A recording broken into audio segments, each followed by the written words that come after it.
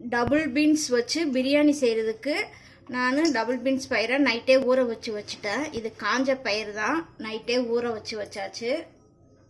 350 gram ஜீரக சம்பா அரிசி குருண அரிசி எடுத்து வச்சுருக்கிறேன்.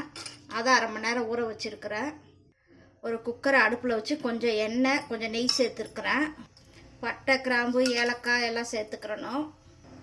கொஞ்சமாக சோம்பு புதினா மல்லி ரெண்டையும் சேர்த்துக்கலாம். எண்ணெயில் வதக்கிக்கிறணும்.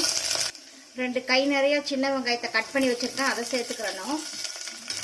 நல்லா வதக்கிக்கலாம்.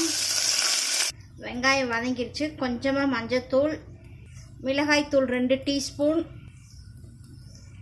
கறி மசாலாத்தூள் 1 டீஸ்பூன் எண்ணெயில் வதக்கிக்கலாம்.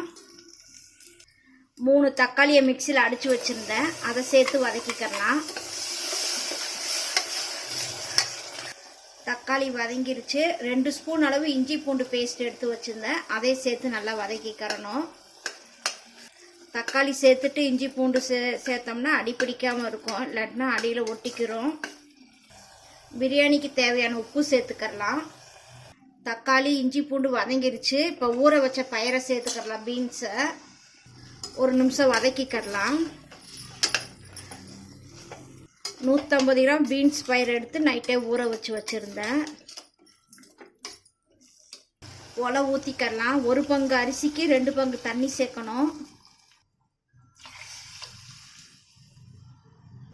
ஒலை கொதிக்குது. பீன்ஸ் வேகிறதுக்காக ஒரே ஒரு சவுண்டு மட்டும் குக்கரை மூடி வச்சுக்கலாம். பீன்ஸு முக்கால்வாசி வெந்துருச்சு. இப்போ அரிசியை சேர்த்துடலாம்.